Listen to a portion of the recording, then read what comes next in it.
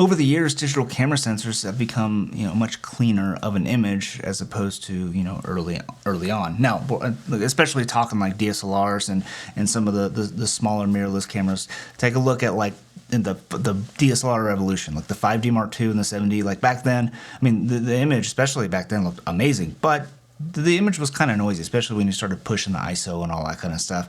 And then came along the Sony A7S line of cameras, and they can pretty much see in the dark with virtually no noise, and that was a huge benefit. And over time, these cameras have become even more clean as a starting point. And why do I bring that up? Well, number one, having a cleaner image to start off is really good, especially for corporate interviews and all that kind of stuff. To have a good, clean, crisp image is less you have to do to get that image ready. Beforehand, they had programs and plugins specifically designed to reduce noise and all that kind of stuff, like Neat Video or even DaVinci Resolve or whatever the case may be, to kind of get you that good, clean, crisp starting image, but even noise reduction, kind of softened it, so you had to add sharpening, all that kind of stuff. Why do I bring that up? Well, starting off with a clean image is really important. Like I said, for corporate interviews and all that kind of stuff, that's a great place to leave it, because you don't want to have it looking too stylized or anything. I mean, it totally depends on the project, but sometimes you just want to have a good, clean, crisp looking image.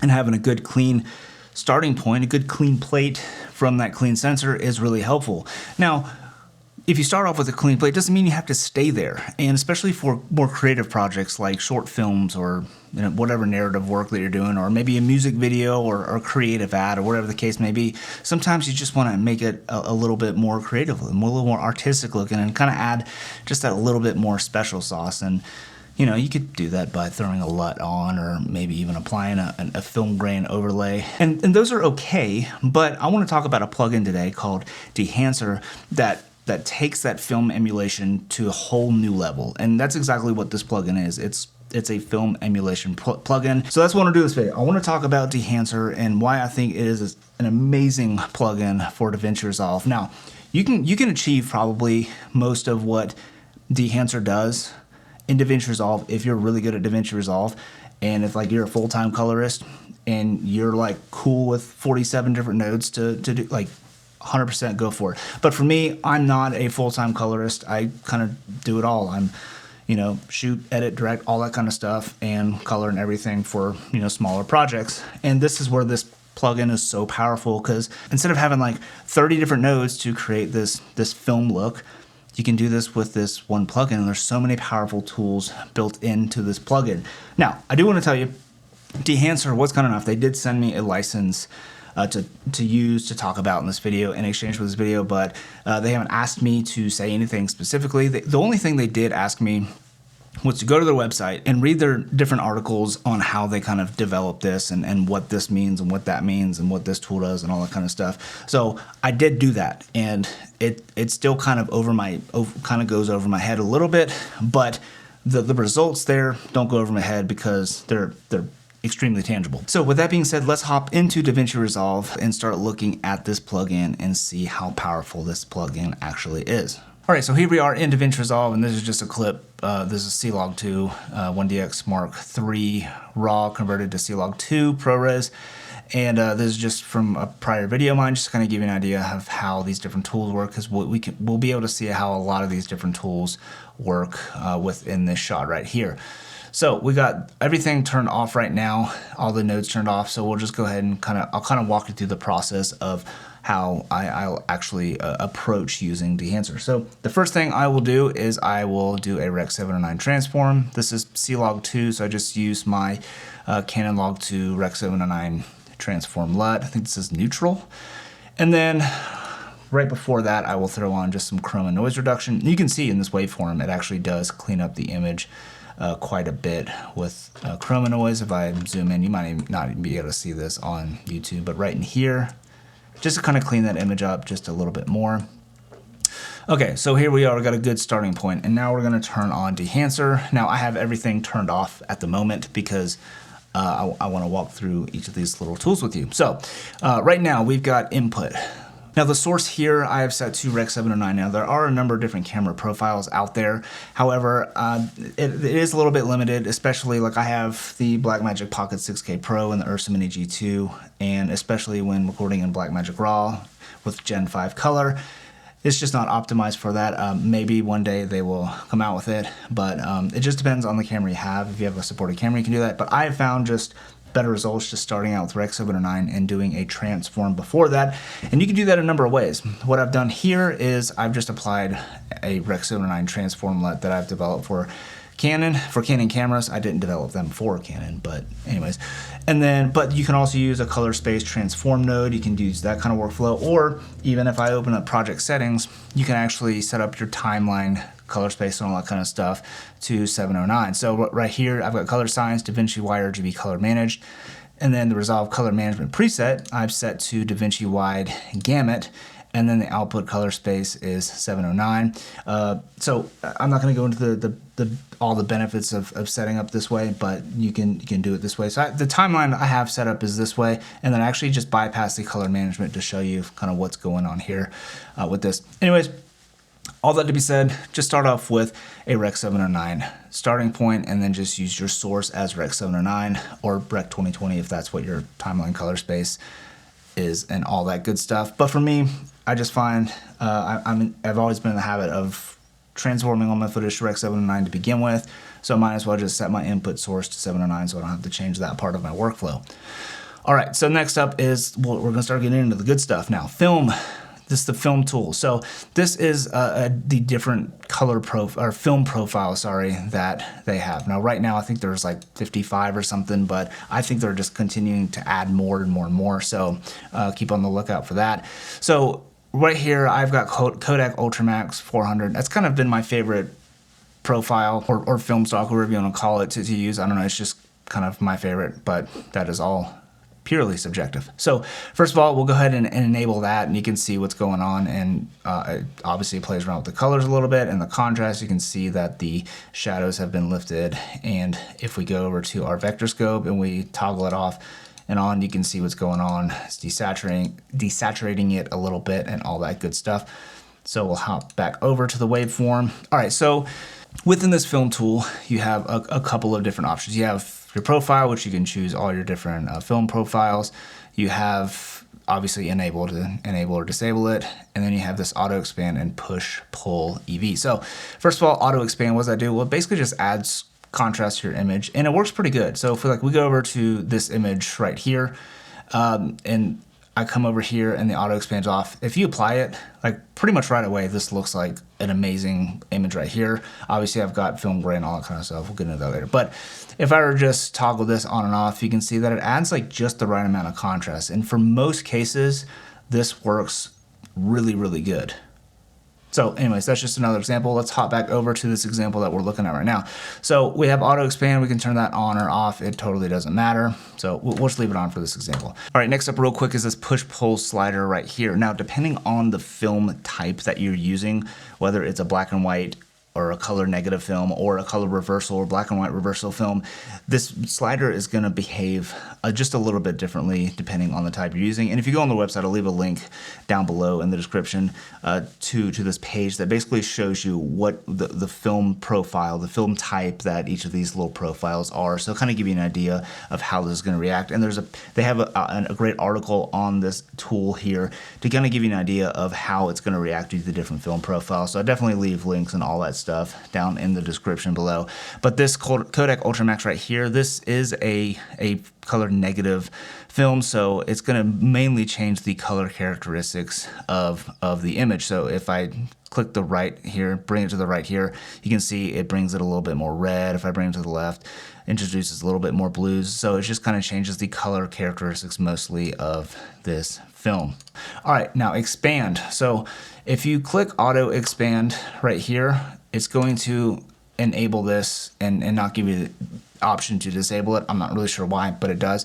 So what this is doing is basically allows you to change your black point and your white point of your image. So if you drag your black point to the right, then your black point is going to drop. And if you bring a white point to the left, it's going to bring that white point up. And if you do that, you also have the ability to go from normal or Luma. And what Luma does is basically it's going to just affect the luma channel as opposed to your saturation as well. If we go over to our vector scope, we can verify that. So if we look at our vector scope right now, down here at the bottom right, you can see where it is with normal. If we hit luma, you can see that it is much more desaturated. So that is just something that you want to make note of. All right, so I'm just gonna bring these back to normal. Actually, you know what? We'll add a little bit of contrast, why not? All right, so next up is the print tool. So we'll go ahead and enable this. We can see what's going on here. So let's turn this waveform back on so we can see. All right, so with the exposure slider, it acts just like as you would expect and as an exposure slider would. Bring it up, bring it down, changes your exposure levels. Tonal contrast is going to basically add contrast, and it's going to also affect your saturation as well. And then your color density. This one's really cool. This one, if you take a look at the skin tones in particular, and maybe even like the orange over here on the side of the couch, if we bring this down, you can see it kind of desaturates it a little bit. Not to the point where it's completely desaturated, like this is all the way at -100, but it definitely mutes those tones quite a bit. And if we bring it up more, you can see it kind of brings those skin tones and stuff back to life. And that's where it's most prevalent, I found, is in skin tones and even skies and stuff. And the default here is 0. So you can see like this is what we're working with right now. But if you bring this up to 100, it kind of brings your skin tones back to life a little bit. So yeah, that's that. That's what we're gonna talk on print. All right, so next up is our CMY color head. And if we go over here to our color wheels and look at this offset wheel, it behaves very similarly to the offset wheel here in DaVinci Resolve. So if I were to say bring up the red right here on the offset wheel, you can see what's going on here. Same, if we bring the offset or the red over here, you can see it's doing something very similar. So you can do that. You can change them all individually however you want, or you can gang them all together and make global adjustments to them all at the same time. All right, and then say you want to like start playing with it a little bit more, and we want to bring the impact all the way down. Well, we can bring the impact all the way down, and we can start seeing how it affects the image by using this impact slider. So obviously that's going to look terrible, but if you bring it up to 12 or something and start playing around with it, you can start getting a different look that way as well. So that's color head in a nutshell. So we'll go ahead and move on to film grain. And again, I'm not going over super high detail on all this stuff just because their website has so many in-depth articles about all of this as well. So definitely go check out the website. Next up is film grain. So we have a pretty amazing little tool here. Dehancer has a really good video explaining kind of how they build their film grain profiles and stuff, and I encourage you to check that out. But let's not talk about science, let's talk about the results here. So the film grain, I'm gonna bring this size up right here and the amount up right here, and I'm also gonna enable it so we can see what's going on. So this is the film grain right here, and I'm going to make sure that these are all back to their starting points, and then we'll go back. Okay, so first of all, let's go look at the chroma one at the very end. I know, but since everything is much bigger, you can kind of get a good idea of what's going on. So if we zoom in, you can see right here, chroma set to 50. If we bring it up to 100, it's obviously going to be even more grainy and more chroma noise. I don't personally like that, so I always just take it completely out. So we have just black and white or whatever. So now that we've got that out of the way, now we have the size. Well, the size is pretty self-explanatory. The size of the grain, the further right you go, the bigger it is. The further left you go, the smaller that grain pattern is going to be. So if we zoom in even further and bring this all the way up, you can see really big grain pattern. And the further left you go, the more fine it goes. And then the amount is pretty self-explanatory too. It's the amount. So if we're all the way up at 100, it's gonna be a lot of noise. If we bring this amount down even to 0, we're still going to have a little bit of noise, or a little bit of grain, sorry, in that image. So I keep it pretty low. I keep it pretty conservative just because, I don't know, that's my taste. So I don't know, that might change in the future.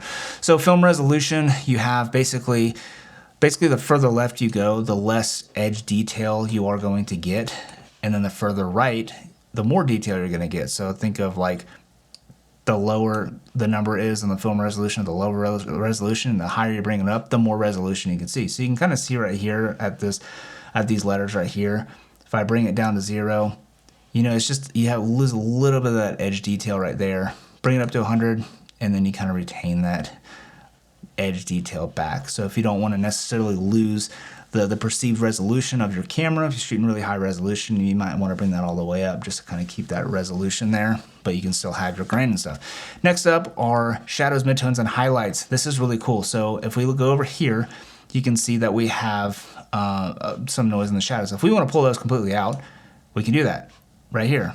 And now we have clean shadows, or as clean as it is when it started out with. So if we toggle this on and off, you can see just here on the left side, we're having grain come in, but none here in the shadows. But we'll bring that back to where it was, or maybe we can drop it down a little bit.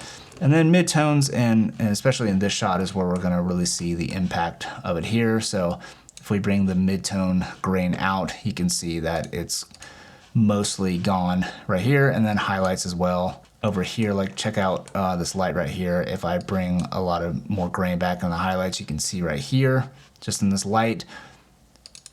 So if we bring this down to, I don't know, somewhere down to whatever taste you have. It totally depends on what you want it to look like. So one thing to note about the film grain tool, that this thing takes up a ton of computing power. And I mean, it's doing a lot. It's going out down at the image level, contrast and color, and building a film grain structure off of that, basically. So your computer, it's asking a lot from your computer. So just have to keep that in mind. Like, I have an M1 MacBook Pro, and it's the upgraded unified memory, but it struggles to play this back. I cannot get real-time playback, even on an HD timeline. It just doesn't work. Yeah, so that's pretty much it with the film grain. It is very intensive, but let's go ahead and move on to halation.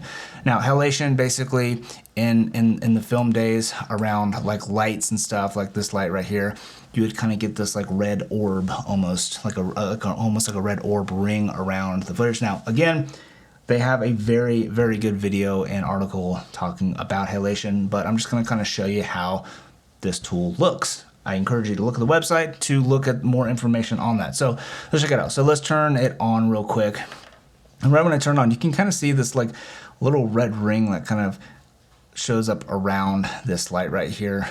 And that's kind of what it's doing. It's kind of emulating what film would do. And it actually, like, you have to kind of fine tune it, because like right now it's showing up like a really high contrast area right here, like around this words and stuff. And obviously that doesn't look good. So I don't typically use this. Now you can use this mask mode to really fine tune how this looks. So this mask, we could try to change the sensitivity.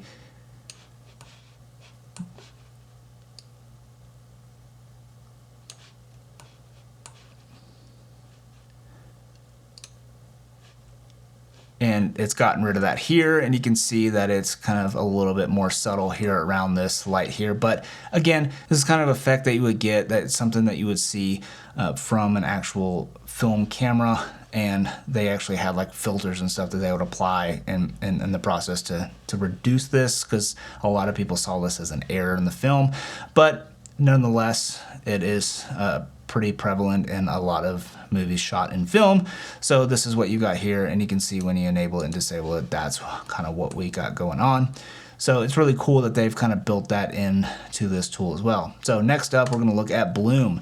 So if you're used to using like Hollywood Blackmagic filters or Black Pro Mist filters or something like that, you'll be kind of familiar with what this bloom does. Even like the white up there, it's kind of got this like bloomy effect. And if we go into this shot right here, you can see this light. I actually have a Pro Mist filter on, and I have a little bit of a bloom going on already, but this bloom effect still works really well. So let's take a look here. Let's go ahead and enable it, and you can see what it does is it just adds a little bit of a bloom around the highlight area right here. And if we turn the mask mode on, you can see that right now I've got it set up to it's just hitting this light. But again, if we want to adjust it to bring in more highlights for some reason, like maybe around this hat or something, you can see now just up at this hat, around this hat, you can see that there's a little bit of blooming going on. Actually, you can see I didn't even clean up the halation all that well, so I'm going to turn that off. But you can see this bloom, what's doing is just really, really subtle, but around this light you can see it's definitely doing much more. So that's bloom, and pretty much in a nutshell, you have all these different controls to play around with, but I'm gonna move on so this video doesn't last 25 minutes, hopefully. Vignette, pretty self-explanatory, and it adds a vignette. I'm not gonna really go into that. All right, and finally we have the film breadth and gate weave tools, and I'm not gonna go into too much detail on this. Again, they have it on their website, but it's a pretty niche tool, and I kind of talk about these together because I think they look really great together as a stylistic effect. So film breadth, what is it? Well, it's basically a change in exposure or contrast or color or a combination of all of the three from frame to frame. So that's kind of what film breathing is. So you can kind of see it like changing exposure or contrast. I mean, I can't really explain it any differently than that. And then gate weave is basically like the swinging of a film as it's going through a frame window of a camera or projector or something like that. And I'm overlay like some example of kind of what it would look like. But again, they have a fantastic article on that on their website as well that you should definitely check out. Again, I'm not really talking the science in this video, more so just the output and what it actually looks like.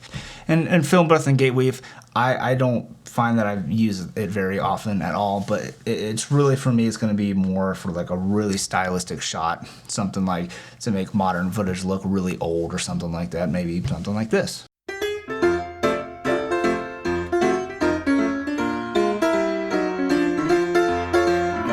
So after that, we have a couple of other little options that we have right here, some tools that we can put in. So first of all, we have false color, which is really neat that it gives you this built into the tool. Now you have a little scale right here to kind of give you an idea of like where middle gray is and all that kind of stuff, to kind of see where things are clipping and whatnot, just to kind of get an idea of where your image is falling. And then we have output, which is basically your total impact. So if you want to kind of dial this back to, you know, 30% or something, you can do that. And lastly, you have a LUT generator, which basically you can export all the hard work you did in the plugin as a LUTs. You can load it onto a camera monitor or something like that for monitoring on set with that particular look that you have developed. Well, that is pretty much all I'm going to talk about with regards to this plugin. I think it's a very powerful plugin, especially if you aren't an absolute unit at DaVinci Resolve. If you are like me and you're not comfortable with, you know, building up a film look with 30 different nodes, this is a fantastic tool to use because of how quick and intuitive it is. One thing to know, like I've mentioned, it is pretty intense on a computer, especially when you add film grain and stuff, so that's something that you need to consider when you are color grading.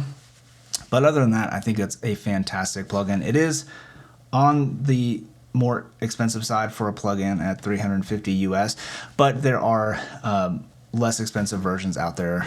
The non-pro version, I can't remember what it's called, maybe the Lite or something, but I think that's around 150 US, and it just excludes some of the tools like I think Film Breathe and Gate Weave and Halation and the LUT generator. I think those are the ones that are excluded, but you can verify that on their website, and then you can buy like specific tools that you want. I think they're all like $50 or so, that maybe you don't want all these different tools within the plugin. So that's something also to consider. But I will leave a link to their store down below so you can kind of check out all that kind of good stuff. Well, that's going to wrap it up for me in this video. I hope you enjoyed this video. Hope you found it helpful or anything like that.